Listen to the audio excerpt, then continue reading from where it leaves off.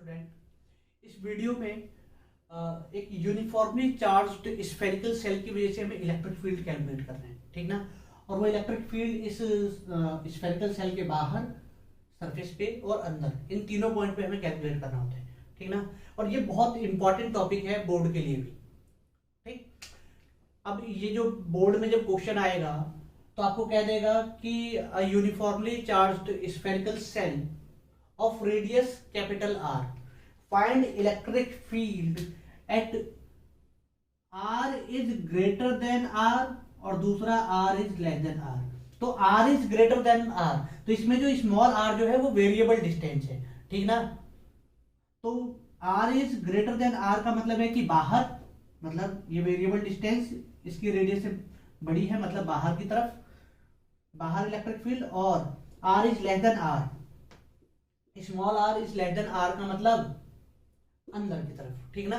तो इन दोनों पॉइंट पे वो इलेक्ट्रिक फील्ड कहता है कैलकुलेट करने के लिए, जब ये क्वेश्चन बोर्ड में आता है, ठीक ना। इसी तरह से रहेगा ये, ठीक। तो चलो अब इसे शुरू करते हैं। मान के चलो इस गोले को जो हमने चार्ज जो दिया हुआ था वो हम सब कुछ कंसीडर कर लेते हैं, ठीक ना। लेट अस कंसीडर, या दिया भी रहता है कि गोले को क्यू चार्ज दे दो, ठीक ना, प्लस का Q,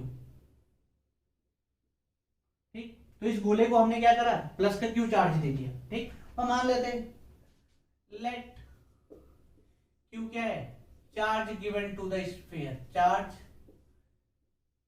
given to the sphere, ठीक ना, स्फीयर। और आर क्या है, radius of the sphere, radius of the sphere, clear. अब देखो, अब हमें क्या करना है, we have to calculate, we have to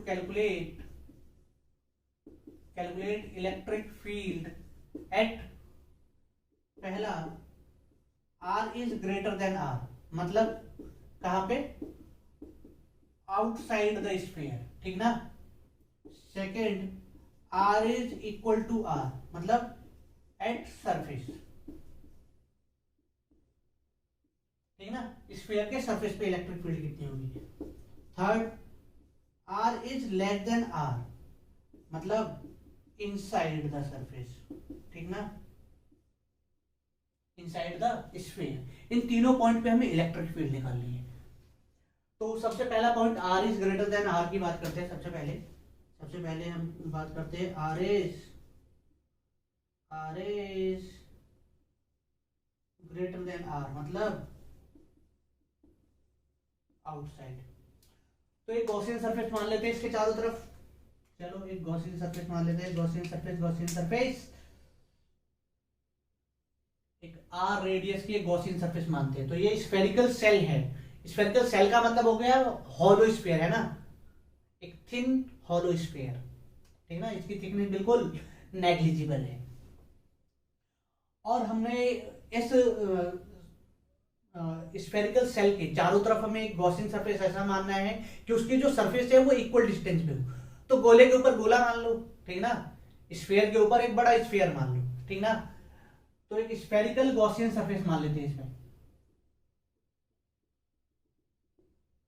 अरे यार अजीब सा गोला बन गया ये, गोला गोला जैसा क्यों नहीं लग रहा है ये, तो गोला गोला गोला गोला गोला गोला गोला गोला गोला गोला गोला गोला गोला गोला गोला, ओ चल बढ़िया बन गया फिर भी, ठीक है।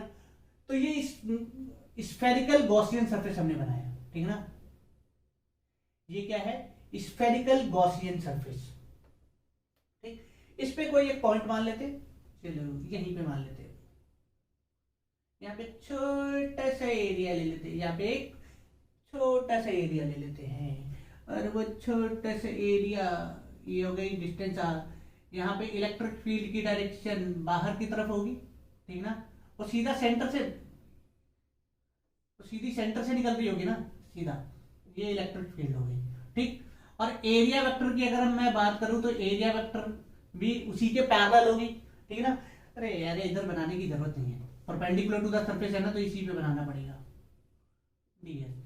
एरिया वेक्टर और इलेक्ट्रिक फील्ड लाइन दोनों एक ही डायरेक्शन में, theta equal to zero, theta equal to zero, इसे ds ऊपर ही लिख लेते हैं। अरे यार इतनी गलती क्यों हो रही है, ds और थीटा इक्वल टू हो जाएगी यहाँ पे जीरो, ठीक ना, क्लियर। अब चलो गॉस लॉ लगा दो, according to Gauss theorem, according to Gauss theorem. तो सांप लगाना बहुत इजी है, अकॉर्डिंग टू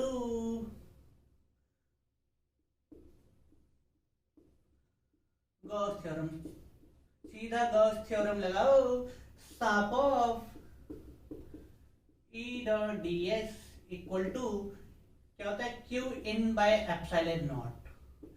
तो उस गॉसियन सरफेस जो हमने माना है उसके अंदर चार्ज कितना बंद है, तो प्लस का क्यू, ठीक ना, प्लस का क्यू चार्ज इतना ही तो बंद है ना इसमें, तो बस वो आ जाएगा क्यू इन की जगह पे, ठीक। और सांप of E dot D S, theta देखोगे तो थीटा यहाँ पे जीरो है, डॉट प्रोडक्ट है तो E D S cos zero हो जाएगा यहाँ पे, ठीक ना। अब कहीं भी चले जाओ किसी भी पॉइंट पे, इलेक्ट्रिक फील्ड और एरिया वेक्टर की डायरेक्शन सेम रहेगी, एक ही लाइन में रहेंगे दोनों, तो थीटा जीरो, ठीक है ना, पूरे सरफेस में कहीं पे भी चले जाओ। ऐसे मान लो इलेक्ट्रिक फील्ड, तो इलेक्ट्रिक फील्ड एरिया वेक्टर उधर ही, क्योंकि direction of area vector perpendicular to the surface, और इलेक्ट्रिक फील्ड भी परपेंडिकुलर टू द सरफेस ही निकलती है, ठीक ना। इलेक्ट्रिक फील्ड लाइंस भी हमेशा सरफेस से परपेंडिकुलर ही ओरिजिनेट होती है और टर्मिनेट भी परपेंडिकुलर होती है, ठीक ना।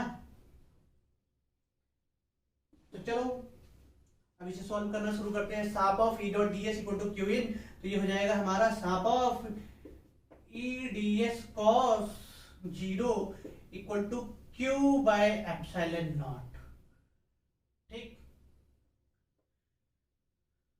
अब ई तो बाहर आ जाएगा, shop of D S, E बाहर आ जाएगा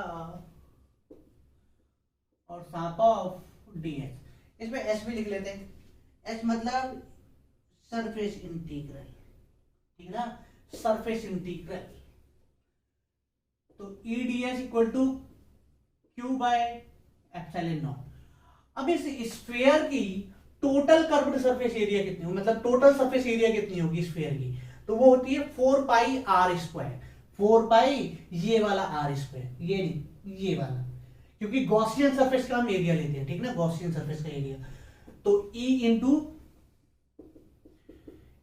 4 पाई, ओहो यही समझा रहा था भाई गलती, 4 pi R square equal to Q by epsilon not.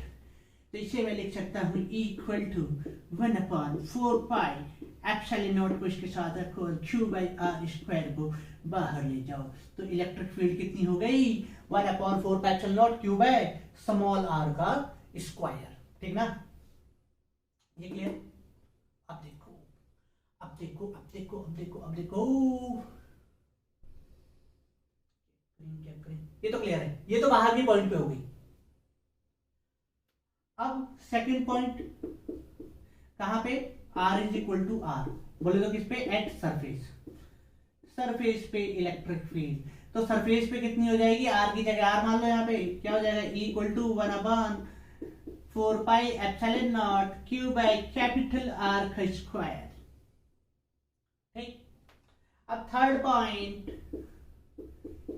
Point क्या है, r is less than r, मतलब inside the surface, inside the surface, inside the surface।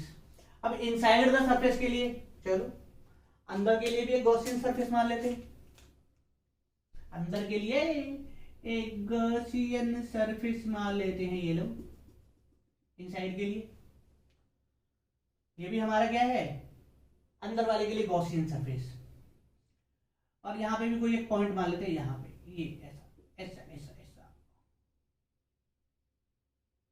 ठीक।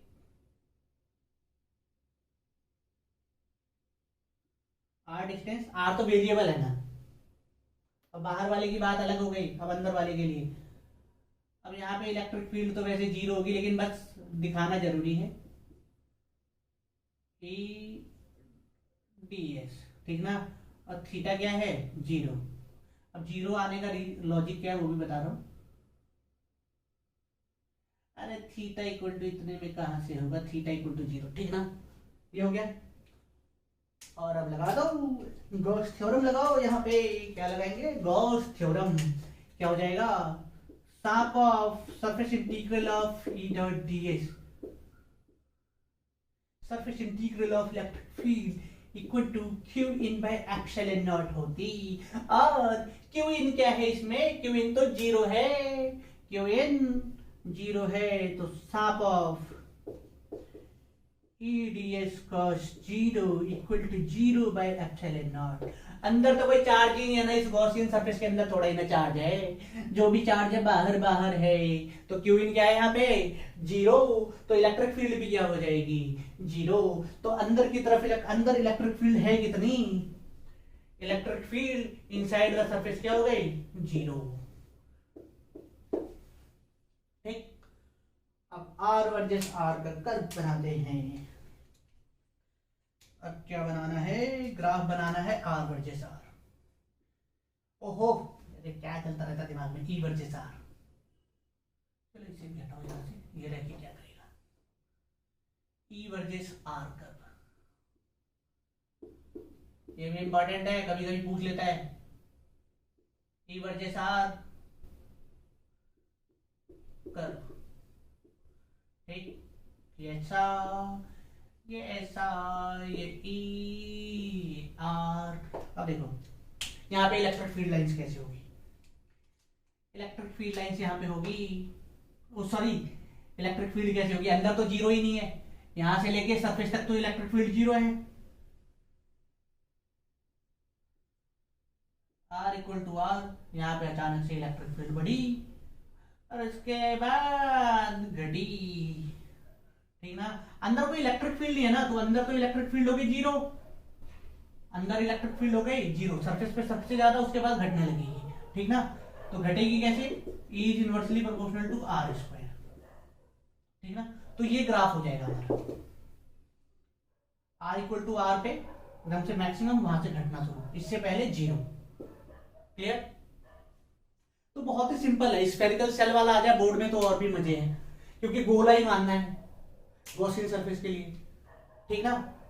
और लगाना बहुत इजी है। आउटसाइड के लिए अंदर चार्ज कितना हो जाएगा? क्यू। और shop of E dot DS, जब साप ऑफ डीएस करोगे तो टोटल कर्व्ड सरफेस एरिया कितना हो जाएगा? सॉरी, कर्व्ड क्यों आ रहा है दिमाग में? टोटल सरफेस एरिया क्या हो जाएगा गॉसियन सरफेस का? 4 पाई आर स्क्वायर। सरफेस के लिए इसी आर की जगह कैपिटल आर रख दो। और इनसाइड के लिए क्यू इन जीरो है, क्योंकि जब आप गॉसियन सरफेस कंसीडर करोगे तो गॉसियन सरफेस के अंदर कोई चार्ज ही नहीं है, और चार्ज नहीं है तो फिर इलेक्ट्रिक फील्ड भी क्या हो जाएगी? जीरो, ठीक। तो ई वर्सेस आर पर वैसा हो जाएगा, सरफेस तक कोई इलेक्ट्रिक फील्ड नहीं है, अंदर कोई इलेक्ट्रिक फील्ड नहीं है, सरफेस पे, और उसके बाद सीधी घटने लग गई। क्लियर? तो बहुत ही इजी है ये, ठीक।